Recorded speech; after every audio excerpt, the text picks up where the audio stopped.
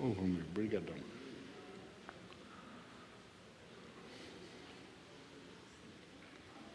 Lúcia, você pode orar, por gentileza?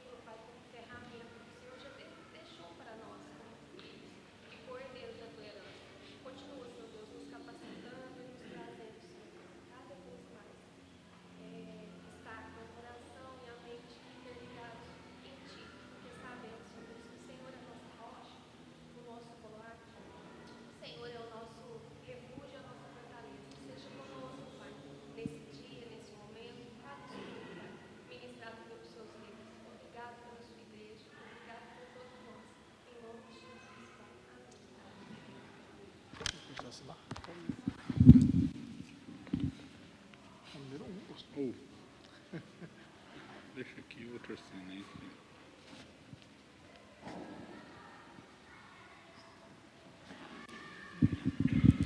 Muito bem. Então hoje nosso bate-papo aqui é sobre a lição número 3 da revista. A maior parte aí, eu estou vendo, já está com a revista, né? Muito bom. A lição número 3, acolham uns aos outros.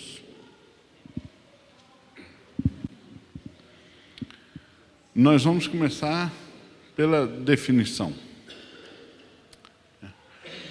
O que significa o verbo acolher?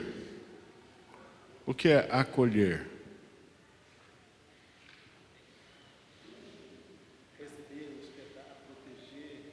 Receber, hospedar, proteger. Mais alguém? Oi? Ajudar. Trazer para perto. Essa tem um sentido mais etimológico, mais literal. Trazer para perto, né? Acolher. Vocês dois estão aguardando?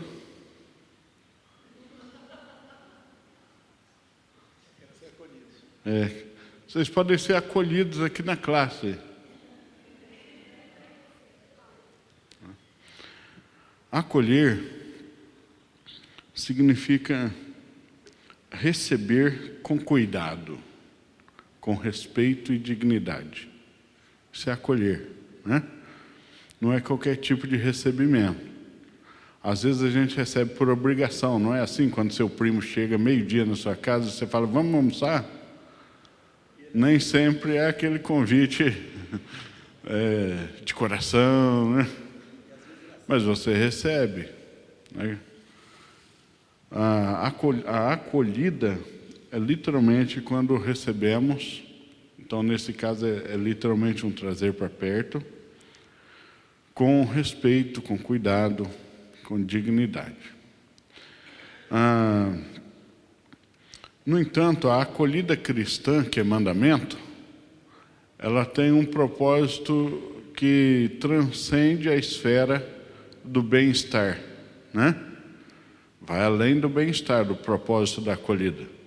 A acolhida cristã, o propósito dela não para no bem-estar do acolhido.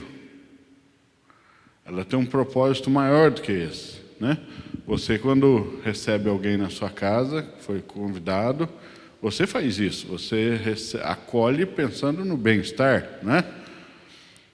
Principalmente quando é uma visita realmente programada, né? Se marca uma visita lá na sua casa, o dia da visita, a esposa costuma fazer uma comida diferente, limpa a casa de modo diferente, organiza as coisas de forma diferente, porque está pensando já no bem-estar de quem vai chegar ali, pensando em causar uma impressão boa, criar um ambiente gostoso ali para quem vai chegar.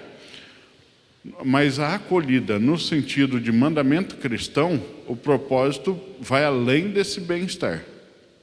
E qual seria o propósito da acolhida?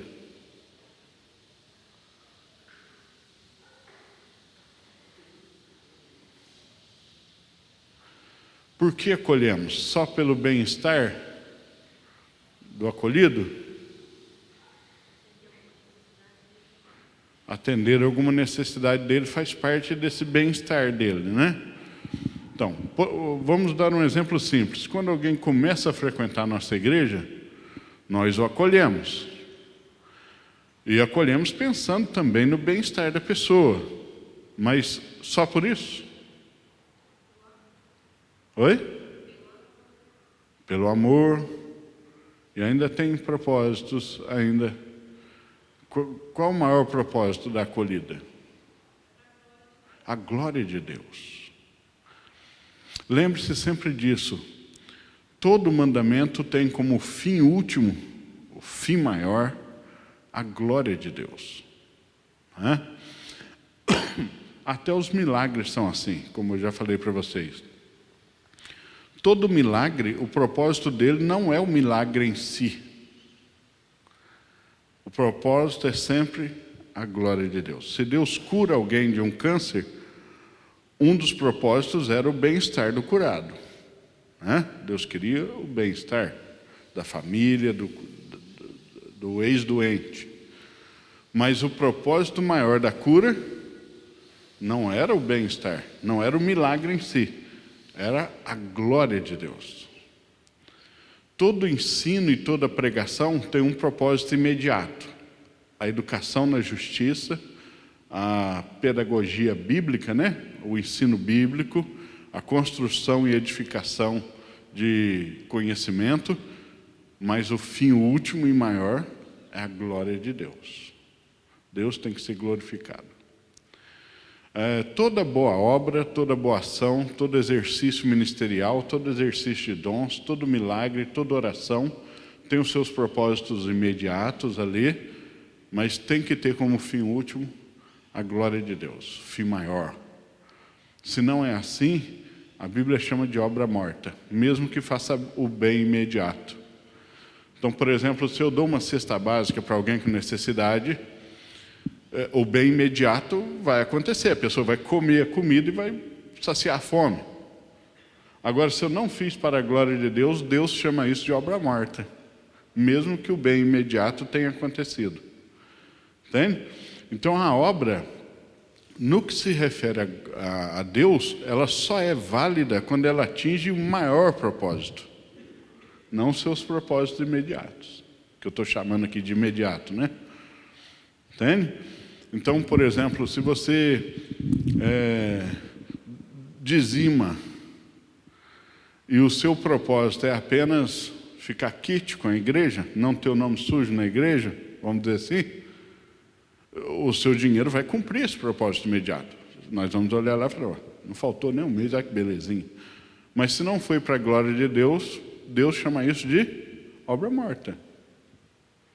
Para Deus não valeu nada. Faz o bem imediato. A igreja recebeu o dinheiro não vai desaparecer, porque você deu ele sem ser para a glória de Deus, né? Ele cumpre o propósito imediato. Mas a glória de Deus só vai ser cumprida dependendo do coração. Entende? O coração determina o propósito maior das coisas. Então, a acolhida cristã, ela sempre tem os seus propósitos imediatos, pensando naquele que recebe a acolhida, aquele que é o acolhido, né? Aquele que chega e que a gente procura, se esforça para criar um ambiente que seja prazeroso, que seja adequado. A gente faz o que puder e o que estiver ao nosso alcance para que a pessoa se sinta respeitada, né? Mas o propósito maior é qual? Deus ser glorificado. A pessoa tem que entender não que nós somos só gentis. Ela tem que entender que nós somos gentis por causa de Cristo. Entendeu? Porque se ela falar assim, nossa, aquela igreja lá, o pessoal é gentil, a gente chega lá, eles cedem uma cadeira, eles perguntam se a gente quer uma água. Nossa, que povo legal. Isso pode acontecer na maçonaria. Isso pode acontecer num centro de macumba. Isso pode acontecer numa reunião do AA, né? Então, o que nos difere? É que eles são assim porque eles amam a Cristo. É isso que difere. Entende? A acolhida cristã, só da gentileza em geral. A acolhida cristã é um mandamento porque ela só é possível em Cristo. Todo mandamento bíblico só é possível ser cumprido em Cristo. No seu fim último, para a glória de Deus. Entende? Você lê na Bíblia, por exemplo, assim, sejais bondosos. As pessoas conseguem ser bondosas? Conseguem. Né?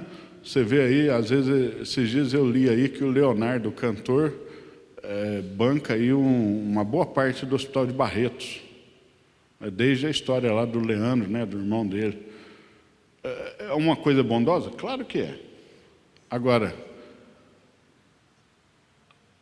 é para a glória de Cristo? É outra história. Entende? Ou é só por causa do histórico familiar, né, do irmão ali, ou seja lá, algum outro propósito. Então, na verdade, todo mandamento bíblico só pode ser cumprido como deve ser cumprido em Cristo. Fora de Cristo, a coisa pode ser exercida, mas nunca atingirá o seu fim último, que é a glória de Cristo. Entende?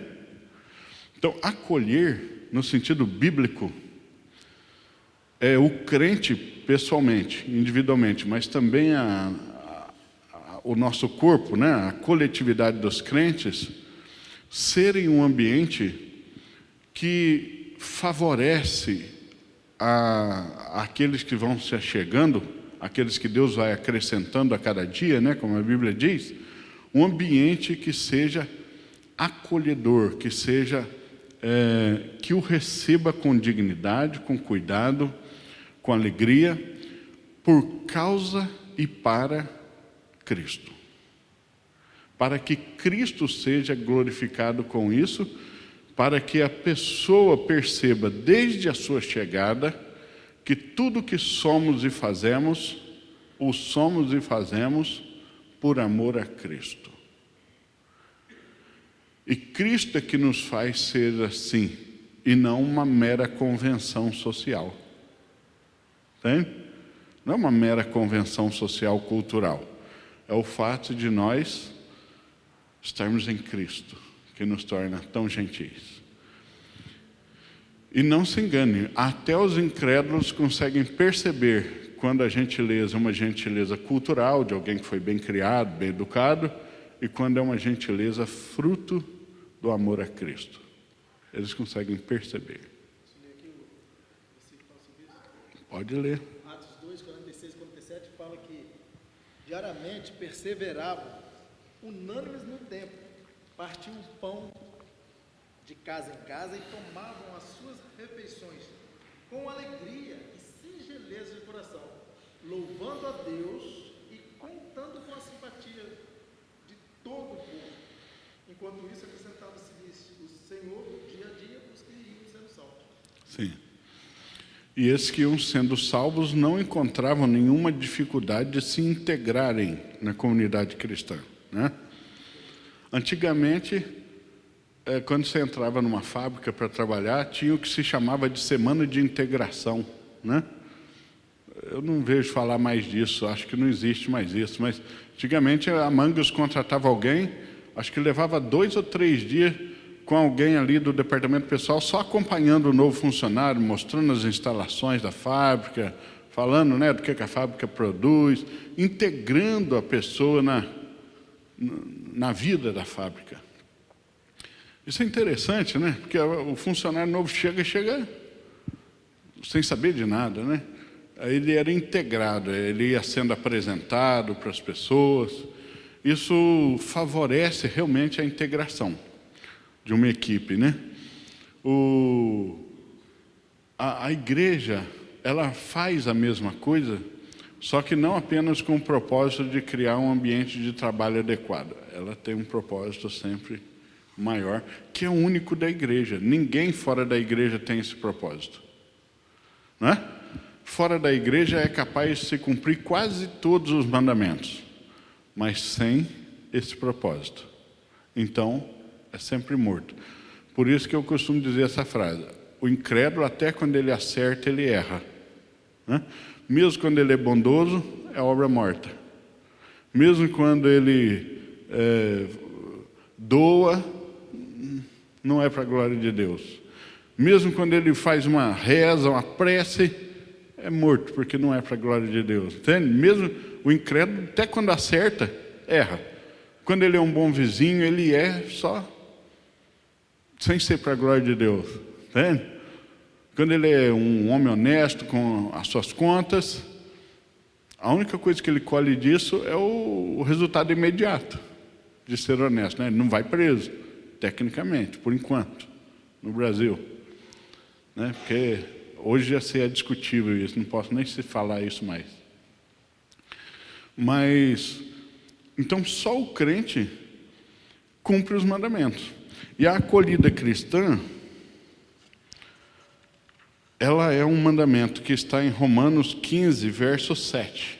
Quem pode ler para nós? Romanos 15, verso 7.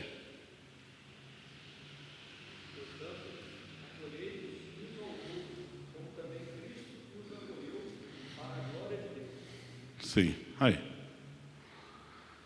Está vendo? Acolhei-vos uns aos outros. Em algumas versões aí dessas mais juniores e crianças, está assim: recebei uns aos outros, né? Acolhei uns aos outros conforme Cristo vos acolheu, para a glória de Deus, né? Então, como Paulo e os outros apóstolos quase sempre fazem, o padrão de medida para a gente é sempre o modo de Cristo agir, né? Como Cristo agiu e como Cristo ensinou. Então, Cristo está aí colocado como o padrão. Acolhei-vos uns aos outros como Cristo vos acolheu. Então, a acolhida cristã, se ela é para a glória de Deus, todo o esforço nosso em acolher é útil, até o momento em que ele não fira a glória de Deus. Se o propósito da acolhida é justamente a glória de Deus, se eu faço algo pensando em acolher, mas algo que contrarie Deus, isso já não é mais acolhida. Isso é erro, isso é engano, certo? Então, por exemplo, assim, há igrejas que se especializaram em ser acolhedoras. Elas focam toda a sua energia e recursos no recebimento de pessoas. Elas criam um lugar que, quando você chega como um visitante, você é tratado quase como Jesus entrando em Jerusalém montado no burrinho. Tá vendo? Há corredores de pessoas quase te aplaudindo, pessoas segurando cartazes desde o portão. Você é importante, você é bem-vindo aqui. E, que bom que você veio. Você entra, outros só falta balançar ramas de palma gritando: Hosana, você chegou. Hein? Só que, se todo esse esforço de acolhida, no final, contraria a glória de Deus lá dentro, aí é uma heresia, é um erro. Entende? Porque a acolhida é justamente para a glória de Deus. Então, se eu acolho bem, mas insiro essa pessoa num ambiente onde Deus não está sendo glorificado, eu anulo todo aquele esforço. né? Então, por exemplo, assim, os nossos cultos, até um ponto é útil a ideia de pensar assim, precisamos pôr louvores, precisamos pôr uma pregação com uma linguagem que seja inteligível para o visitante, que seja compreensível, né? Por músicas que tenham letras que aqueles que estão entre nós, mas não são dos nossos, se sintam parte ali, participantes, porque eles conseguem acompanhar e entender. A pregação, eu tenho que usar uma linguagem que eu consiga falar àqueles que já são nossos, mas que aquele que está aqui consiga compreender. Esse esforço, ele é joia, ele não tem problema nenhum, ele faz parte de acolher. Acolher não é só na chegada, né? É na permanência da pessoa aqui, a pessoa se sente melhor. Se ela entra e não entende nada, todo aquele esforço da acolhida acaba perdendo seu sentido, né? No entanto, eu não posso fazer isso até o ponto de comprometer o Evangelho, ou de perder o propósito do culto de vista. Porque o culto, ele é oferecido a quem? A Deus, e não ao visitante. Não é o visitante que está sendo cultuado. Então, ter até um ponto o esforço de fazer algo pensando no visitante é acolhida. Passou de um certo ponto, é desviar o propósito do culto. Já não estamos mais cultuando a Deus, estamos cultuando o visitante. Tudo é para ele. Então o culto é para ele. Não, nós não fazemos culto ao visitante. Nós fazemos um culto a Deus e nos esforçamos para fazer isso de um modo que o visitante consiga compreender. Esse é o limite. Se passar do ponto de o visitante ser o objeto de adoração, nós estamos adorando o visitante, aí perdemos o propósito do culto. Entende? O culto não é mais para Deus. Entende? Então, a acolhida não significa fazer do visitante o objeto da nossa adoração.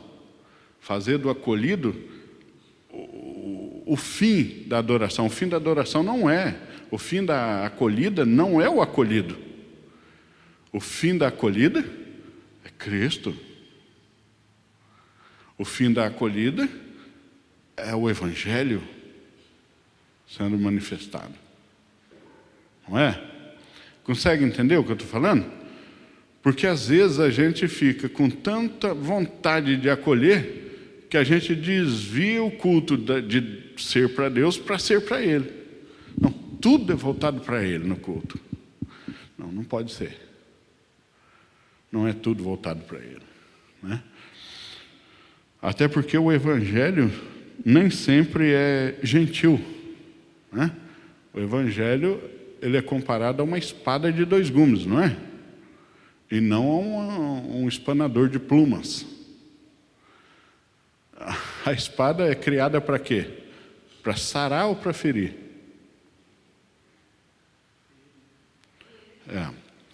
O Evangelho nem sempre são flores, nem sempre são plumas. Não é? Então, não se engane. Incrédulos muitas vezes vão se sentir ofendidos com a pregação. Porque o Evangelho fere. Fere o orgulho humano, fere a prepotência humana, fere a ideia de autossuficiência humana, não é? Fere a ideia de todos os caminhos levam a Deus, fere a ideia de você esteve certo mesmo estando errado a vida inteira, não é? Você esteve errado a vida inteira, mas você está certo também, porque no final das contas tudo está certo. Fere. Então, às vezes a gente faz tudo para acolher bem, mas vem o Evangelho e dá uma paulada na moleira do visitante, do incrédulo, né? Mas é o Evangelho. É a espada fazendo aquilo para o qual ela foi feita. Só que, como diz Oséias, o Senhor faz a ferida, mas Ele mesmo a ligará. Porque o Evangelho é espada, mas ele não é só espada, ele é bálsamo. Ele é comparado a bálsamo, ele é comparado a alimento, ele é comparado a pão, né? Então, assim, eventualmente, o Evangelho vai ofender, assim como já te ofendeu, muitas vezes. Evangelho que nunca ofende não é Evangelho. O Evangelho muitas vezes pega você e diz assim, você está errado. E se você continuar errado, você estará perdido. E isso ofende as pessoas, né? Só que o Evangelho sempre termina com a palavra de esperança. Ele sempre tem a palavra de esperança em sequência. Pensa só nos profetas. Quando os profetas pregavam, eles eram gentilmente aceitos ou não? Não era. Por quê? Porque a palavra de Deus, a primeira coisa que ela faz é ofender. Ofender não estou falando assim, ficar tirando sarro, né? Ofendendo a dignidade. Ela ofende porque ela contraria tudo que a pessoa trouxe chegando até ali. Os profetas chegavam e eles não eram bem vistos. Por quê? Porque eles chegavam falando, olha, estão pecando aqui, isso que você acha que está tudo normal, não é normal, isso é pecado, o jeito que você está vivendo não deve ser assim, o jeito que você está crendo não é assim, o jeito que você está adorando não é assim, o que você está fazendo está te conduzindo para a perdição, a tua justiça própria é um absorvente usado, não faça isso. E as pessoas se ofendiam. Só que toda palavra profética vinha no final como uma palavra de esperança. Mas se te voltares para Deus, Ele é rico em perdoar, o Senhor está pronto a ouvir tua oração e a tua confissão, né? Sempre tinha. Então, a acolhida cristã não significa preservar as pessoas de serem ofendidas pelo Evangelho.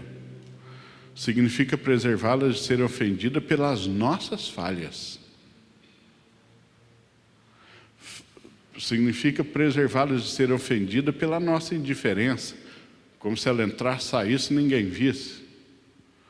Significa preservá-la de ser ofendida pela nossa falta de educação e não oferecer um lugar para sentar se estiver tudo cheio, né? Não indicar um berçário no caso de uma pessoa que não conhece o templo. Isso é preservá-la de ser ofendida pelo nosso pecado, pela nossa falha. Agora, não significa protegê-las de serem ofendidas pelo Evangelho. Esse é o limite daquele até certo ponto que eu disse. Então, nós temos que fazer tudo para as pessoas se sentirem bem-vindas. E parte, elas serão aceitas.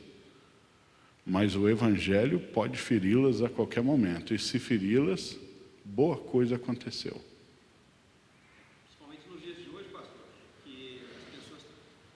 Desenvolvendo um egocentrismo, né? As pessoas são muito egocêntricas. É tudo para eu quero, a minha vontade, o meu prazer, o jeito que eu quero fazer e tal. Quando chega para a igreja, tem que pensar no nós, pensar em Deus, pensar na igreja. No coletivo, né? Então, a pessoa tem dificuldade nessa virada de disco. Façam uma experiência. 4 domingos. Pode trazer o seu caderninho. 4 domingos. Anote em todos os cânticos que cantamos número de pronomes singular, número de pronomes no plural. Vá somando durante 4 domingos. Quantas músicas nós cantamos que fala eu, meu, mim, e depois nós, vós. Anote para você ter uma ideia. Nós cantamos quase sempre no singular. Tem?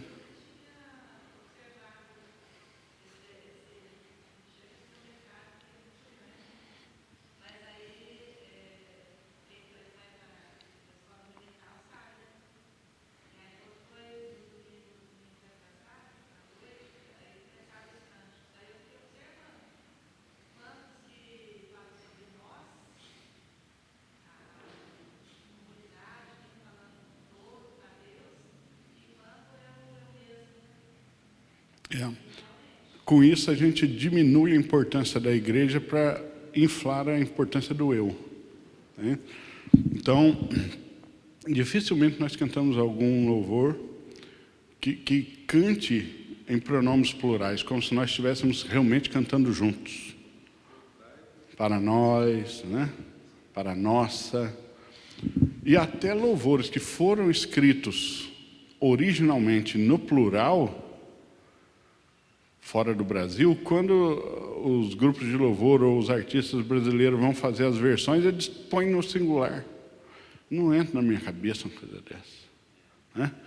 Tem muita música aí de fora que foi traduzida e nós cantamos. Se você pegar a versão original, é no plural. Você pega a versão que nós cantamos aqui, é no singular. Eu falo, por quê? Qual o propósito? Esse propósito não pode ser santo. Né? Então, por exemplo, Aclame ao Senhor. Aclame ao Senhor não é uma música brasileira, não é do Diante do Trono. Foi gravado pelo Diante do Trono. Como é que termina?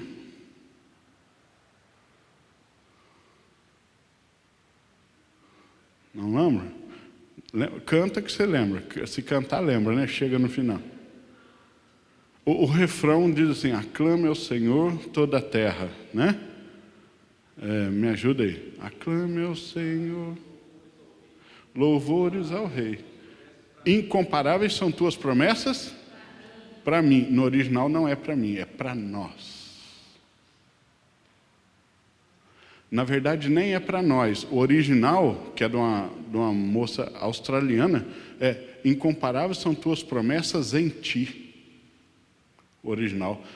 As tuas promessas são incomparáveis em ti.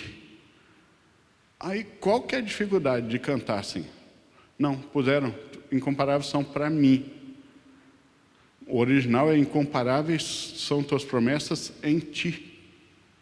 No original. Pode pesquisar aí. É de uma australiana, esqueci o nome dela. Não é proibido. Não é proibido. A pessoa consegue a autorização, né, de quem detém um royalty, e aí se quem tem um royalty aprovou a versão, não é proibido. Tá? Vamos dizer assim, é antiético, mas não é ilegal. Não é moral, mas é legal. Entendeu? Mas acontece muito. Agora, alguns ajustes sempre vão ter que ser feitos quando você faz versão por causa do número de sílabas, né? No inglês é diferente do português, você tem que ajustar o número de sílabas para caber na melodia. Você faz ajustes, toda versão faz ajustes para rimar, para caber na melodia, o número de sílabas, né? Só você tem que procurar preservar o original da letra, o sentido, principalmente quando você está falando de um louvor, né? Então, qual o propósito de você pegar uma coisa que é monossílaba, do mesmo jeito: incomparáveis são tuas promessas em ti, incomparáveis são tuas promessas para mim. Não muda nada. É só a intenção mesmo de trazer para mim, trazer para o pessoal. Né? E incomparáveis são tuas promessas em ti é muito mais profundo teologicamente e nos remete a pensar que é só em Cristo que as coisas têm sentido, né? Então, são coisas assim que eventualmente nós não percebemos a olho nu, né? Que vai montando, vai construindo uma percepção sempre do para mim, sempre do individual. E como dizia Russell Shedd, já no finalzinho da vida dele, nós estamos esquecendo da importância da igreja. Ele pregou as últimas mensagens dele sobre isso. E é verdade. E ele falava: repare os cânticos, nossas pregações, nós estamos pensando só no indivíduo, estamos esquecendo de ensinar o nosso povo a valorizar o coletivo, a ideia de corpo, né? Então, é necessário a gente perceber. Mas faça esse teste, anote aí no caderninho, depois você me fala o que deu. Você vai perceber isso. Né? Esses dias eu fiz isso com a tertúlia lá. Eu falei: olha, repare aí, apanhem aí 10 cânticos que a gente costuma cantar. Contem. Eles ficaram espantados. Né? Então, isso acontece.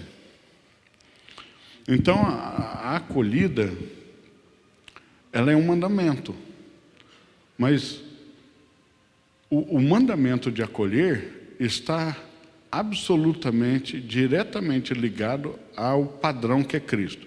Acolhei-vos uns aos outros, assim como Cristo vos acolheu. Então vamos tentar pensar aqui, o que Paulo quer dizer com Cristo nos acolheu? Cristo nos acolheu como? Inflando o nosso ego? Dizendo como nós somos importantes? Foi assim? Né? Então, Jesus estava andando um dia lá nas areias do Mar da Galileia, viu 2 irmãos pescadores ali no barquinho. Ele chegou e falou assim: rapaz, nunca vi 2 pescadores tão bonitos. Nunca vi 2 pescadores tão trabalhadores. Vocês aqui, vocês são exatamente o que eu estava procurando. Sem vocês, minha igreja nem começa. Nem vai ter chance. Se vocês não me seguir, minha igreja vai acabar aqui. Porque, afinal de contas, vocês são aqui, o suprassumo dos judeus. Vocês são, assim, a elite espiritual. Ele ficou inflando o ego dos 2? Não. Não era assim que Cristo acolhia. Cristo não acolhia como um vovô inflando o ego do neto. Né? Você é o mais bonito mesmo, você é o melhor de bola. E o cara é um perneta assim. Né? Não. Cristo acolhia trazendo dignidade a qualquer um que se aproximasse, cuidado, dignidade, sempre tinha lugar para qualquer traste que se convertesse, né? Não era tratado diferente, ele não admitia que um fosse tratado diferente. Alguns ali dos apóstolos quiseram rejeitar Mateus, porque Mateus tinha sido cobrador de impostos, né? Ele não deixou isso acontecer. Outros quiseram pôr Tomé para fora, quando Tomé foi meio cético, ele não deixou isso acontecer. Isso é acolher. Agora, ficar massageando o ego das pessoas não é o acolher bíblico. Loja que faz isso, né? Loja, você entra, tem loja, carrega que você não cola mesmo, né? Quer um cafezinho? Senta aqui, vem cá, né? Traz lá. Teve uma que eu entrei e trouxe até picolé. Deu até picolé para a gente. Né? Isso não é acolhida bíblica. Acolhida bíblica é a igreja sempre estar pronta a reconhecer a dignidade, o valor,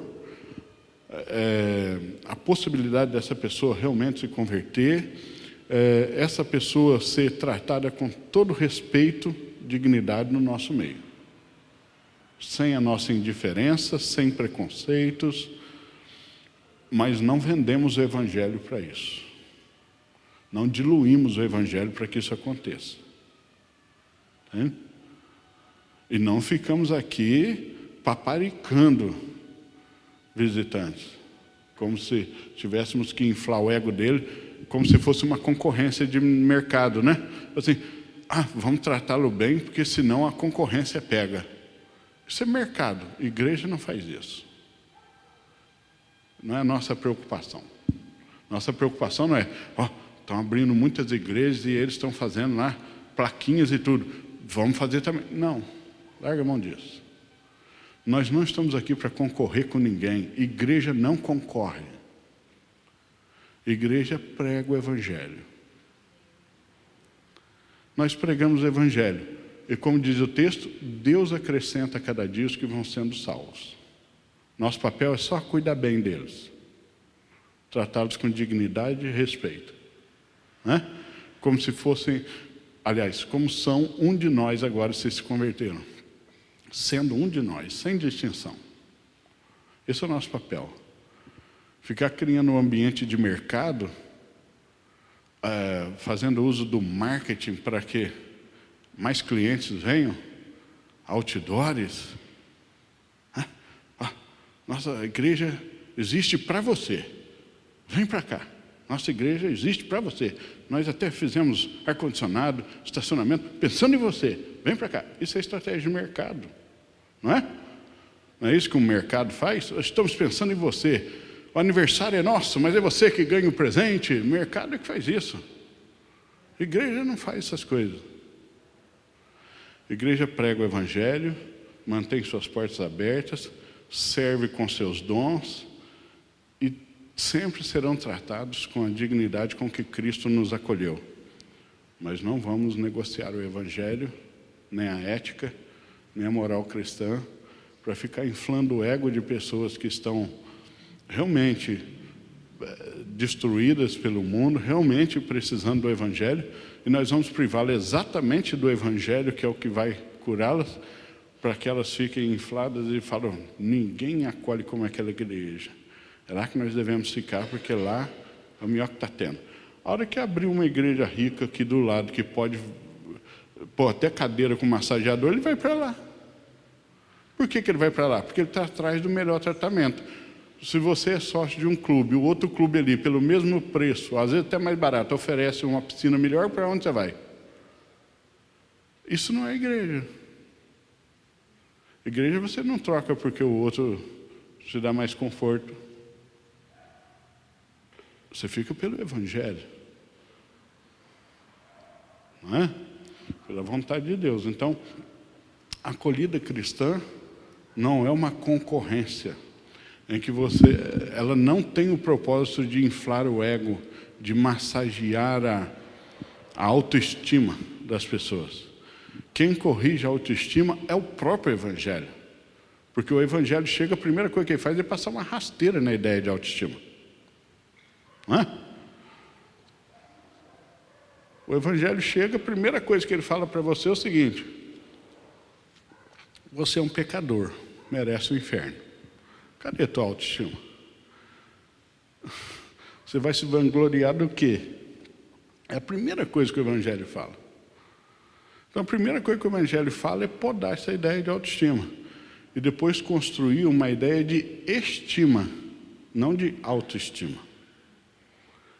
É uma estima. Você é estimado em Cristo.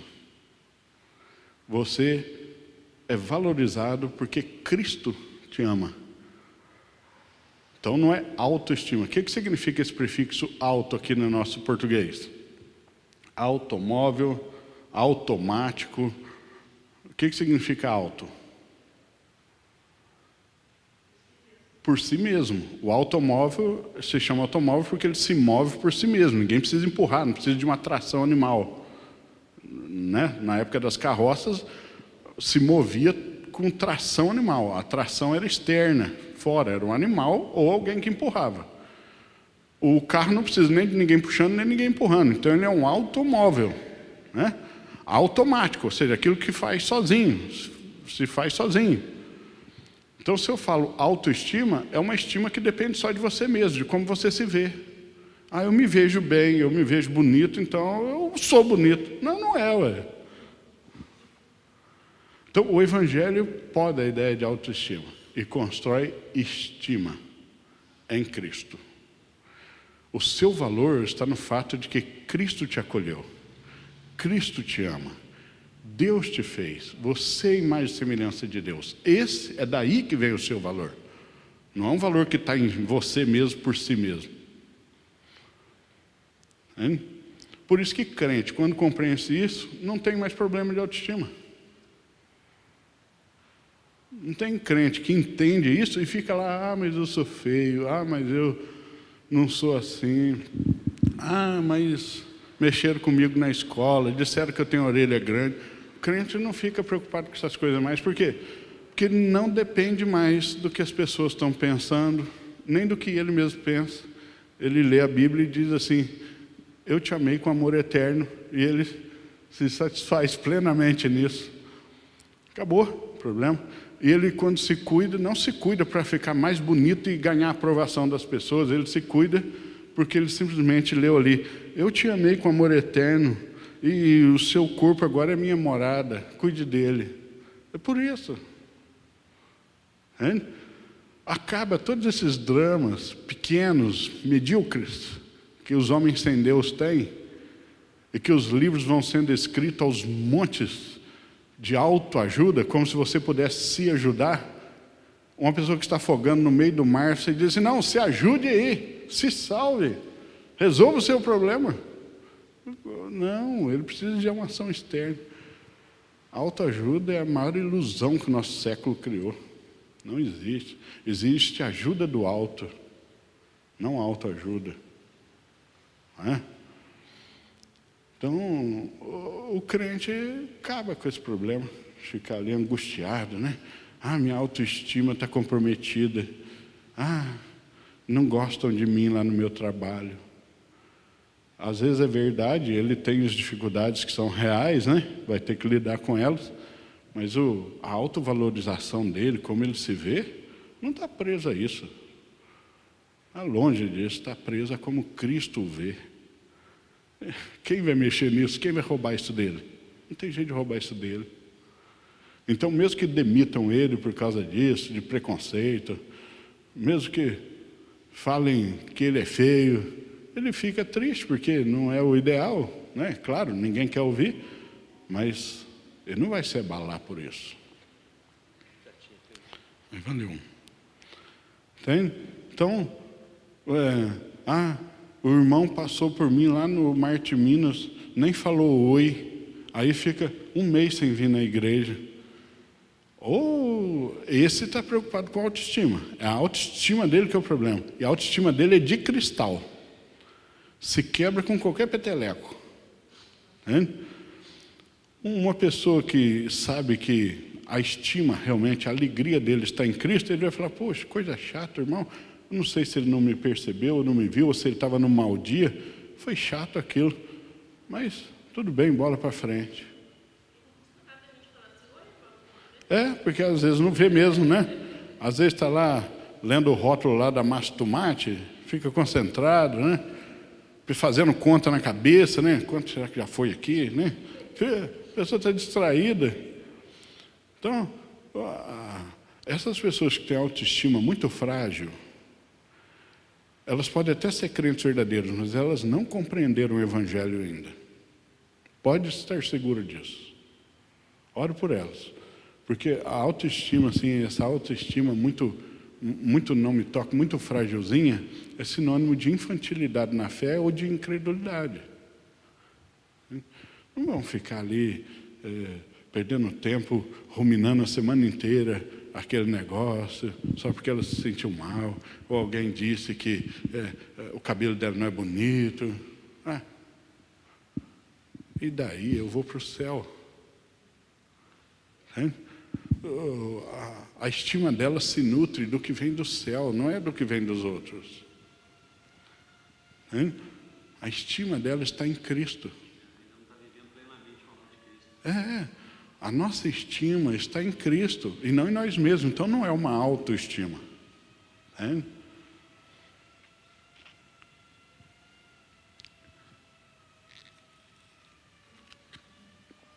Estou pensando até em escrever alguma coisa nesse sentido. É um assunto interessante. Porque tem uns crentes que estão agora querendo trabalhar a autoestima, né? Então vou ver se eu chego com os 2 pés no peito.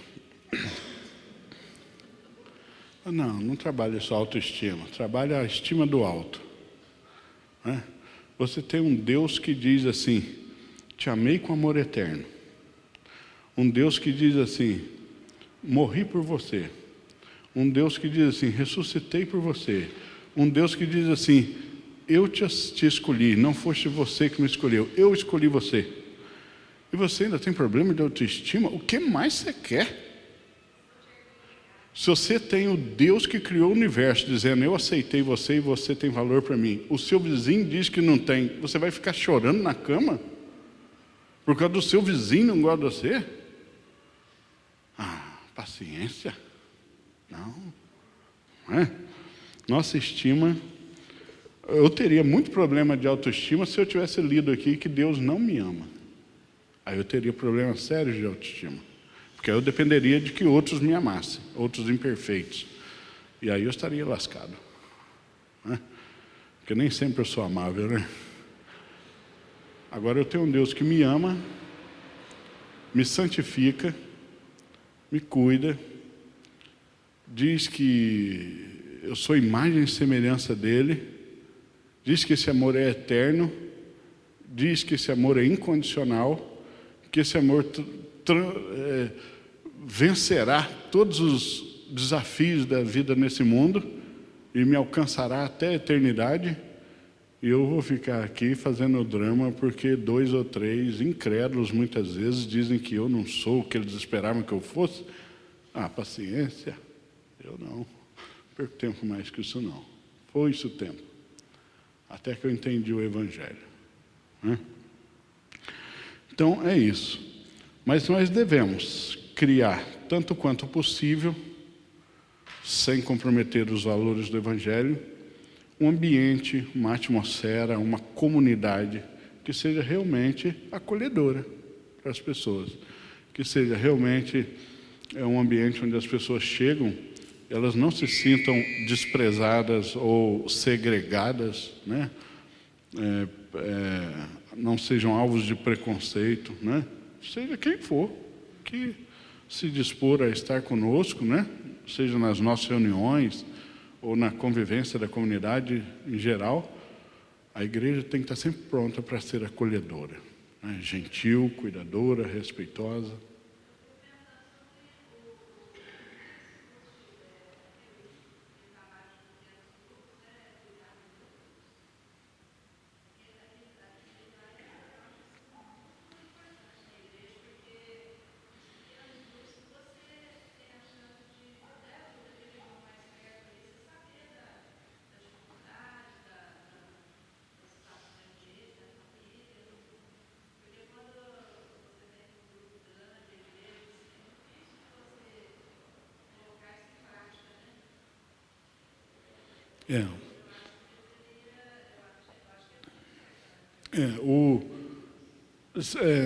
Um ambiente com menos pessoas tende a ser, né? Tende a ser mais acolhedor do que um ambiente com muita gente.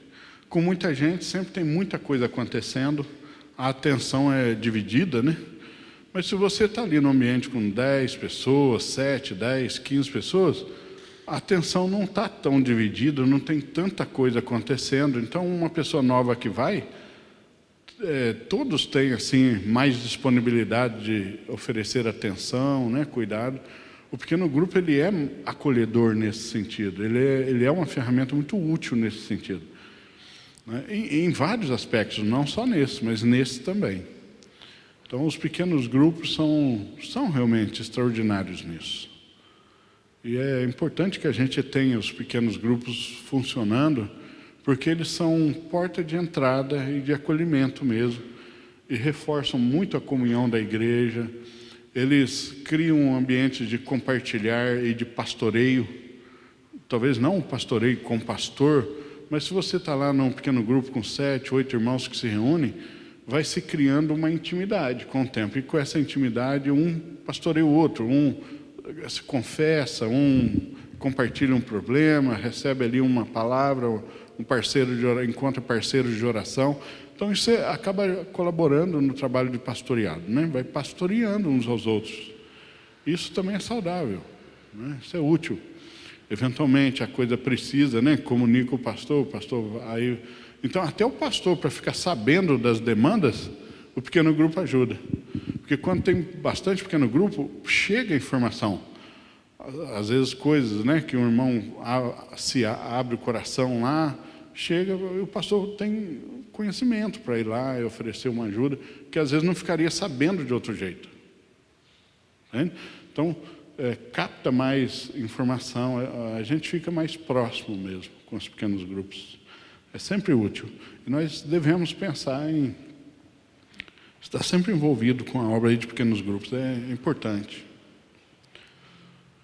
Muito bem, então leiam aí depois da lição com calma, tem muitos textos interessantes aí, mas o padrão é esse, Cristo é o padrão, como Cristo nos acolheu.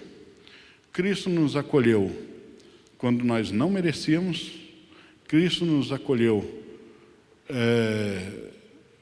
sabendo que nós iríamos dar umas varadas na água, né? Aí em seguida. Então a gente também tem que ter paciência com aqueles que estão chegando, tem que fazer como Hebreus 5:2 diz do sumo sacerdote, né? Tem que ser apto a se compadecer dos ignorantes e dos que erram, diz Hebreus 5:2.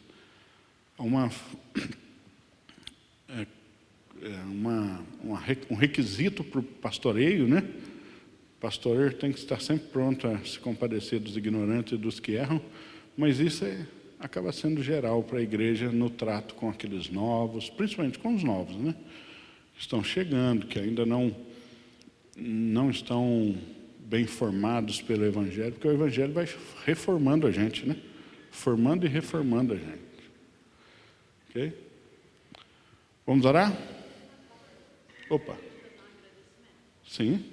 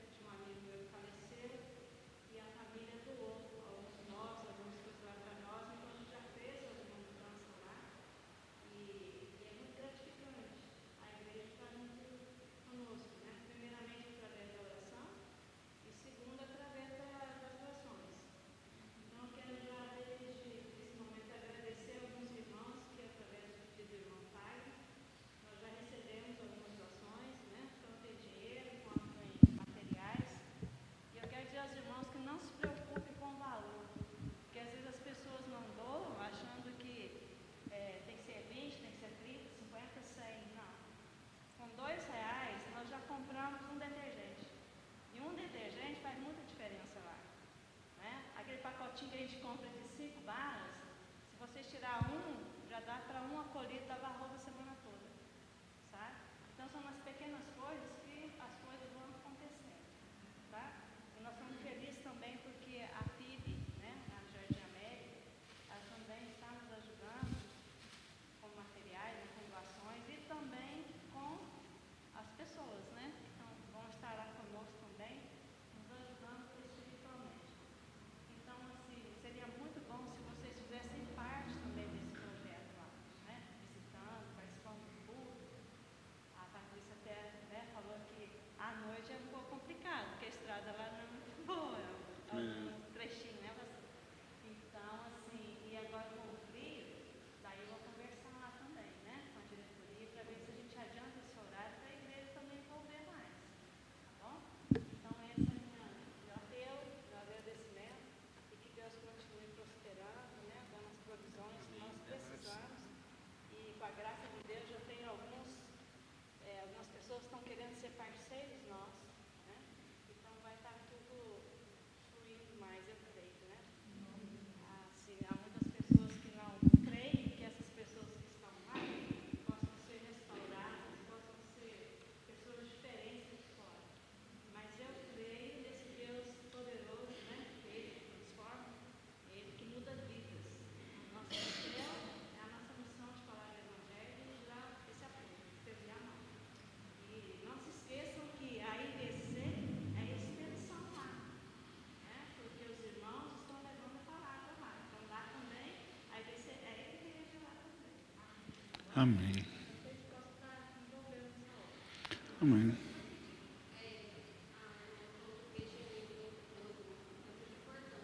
Mas eu tenho visto também durante a semana aqui na igreja, tem sido uma bênção para a gente também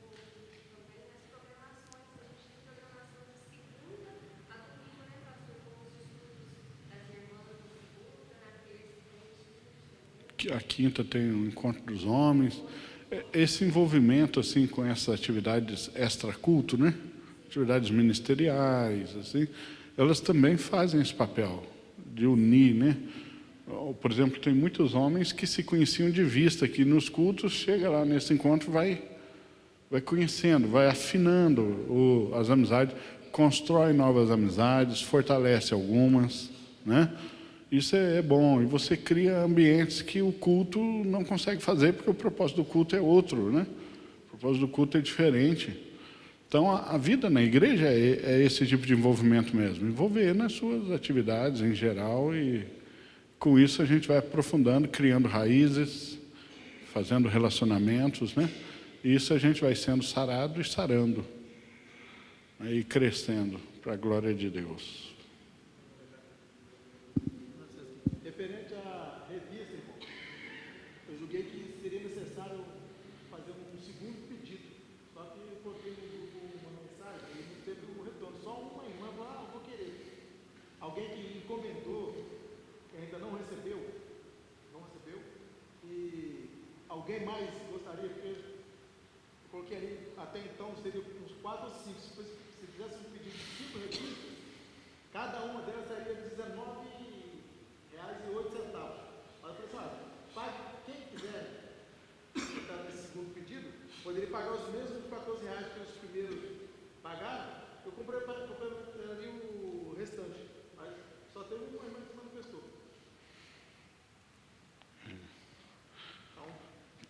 Tá, joia. Obrigado. Muito bom. Obrigado, Zé, por esse trabalho aí também. É um trabalho chatinho, né? Fica coletando nome, recebendo Pix. Não é... Às vezes, assim, dá um trabalhinho, mas é bom que tem alguém para fazer isso aí. Ajuda muito mesmo, assim, no andamento aí das coisas. Vamos orar. Senhor, muito obrigado a Deus pelo encontro de hoje, por esse momento juntos aqui. Muitas coisas ainda, Deus, poderiam ser melhor trabalhadas, mais aprofundadas, outras, ó Deus, compartilhadas a respeito desse assunto. Mas cremos, ó Deus, que o que é mais importante nós conseguimos comunicar. Que todo o propósito da acolhida é a Tua glória. E também, Senhor Deus, ajuda-nos a sermos uma comunidade acolhedora, um povo, ó Deus, gentil, carinhoso, receptivo, hospitaleiro, que dignifica, que respeita aqueles que ou nos visitam, que o Senhor vai acrescentando, e ajuda-nos a dispor de todas as nossas ferramentas, instrumentos, dons, ministérios, recursos, para que isso aconteça bem. No mais, ó Deus, suplicamos a Tua bênção no restante do dia, até que o Teu povo se reúna logo mais à noite, para celebrar ao Senhor e a Tua obra. Em nome e por amor de Jesus, amém. Deus abençoe.